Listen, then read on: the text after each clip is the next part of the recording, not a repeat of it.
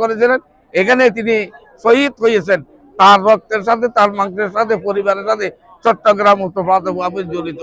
সুতরাং চট্টগ্রামকে অগ্রাধিকার দিয়ে তিনি সরকার গঠন করে চট্টগ্রামকে অগ্রাধিকার দিয়েই চট্টগ্রামের বন্দরনগরী বাণিজ্যিক রাজধানী হিসেবে ঘোষণা দিবেন এবং বাণিজ্যিক রাজধানী হিসেবে যাতে কার্যক্রম করা যায় সেটা ব্যবস্থা করবেন। তারেক রহমান এসেছে, বাংলাদেশ জেগেছে, এটা আপনারা দেখেছেন। আজকে তিনি তারেক রহমান চট্টগ্রাম এসেছেন, বাংলাদেশের বাণিজ্যিক রাজধানী চট্টগ্রাম জেগে উঠেছে আনন্দ উল্লাসে। তিনি আমাদেরকে এখানে এসে ধন্য করেছেন, আমাদেরকে কৃতার্থ করেছেন। আমরা তার প্রতি কৃতজ্ঞতা জানাচ্ছি এবং মহান রব্বুল আলমের কাছে শুকরিয়া আদায় করছি। সুস্থ সুন্দর একদম সুশৃঙ্খল ভাবে আমাদের ফলগ্রামের এই মহাসমাবেশ আমরা সমাপ্ত করতে পেরেছি।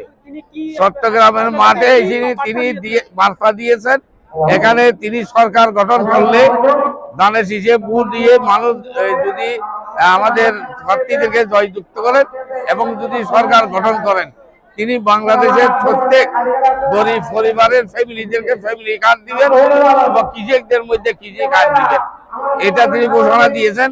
এবং সবচেয়ে বড় কথা হলো দেশনেত্রী বেগম খালেদা জিয়া 2006 সালে চট্টগ্রামকে বন্দর নগরী চট্টগ্রামী যে বন্দর রাজধানী হিসেবে, বাণিজ্যিক রাজধানী হিসেবে ঘোষণা দিয়েছিলেন এবং বিগত সরকার আমলে সেটা বাস্তবায়ন হয় নাই এবং আগামীতে বিএনপি সরকার আসলে তারেক রহমান আজকে ওয়াদা করেছেন এটা যতটুকু সম্ভব চট্টগ্রামকে বাণিজ্যিক রাজধানী হিসেবে তিনি রূপ দিবেন এবং চট্টগ্রামের মানুষকে তিনি তার পরিবারের সদস্য হিসেবে গণ্য করে নিয়েছেন।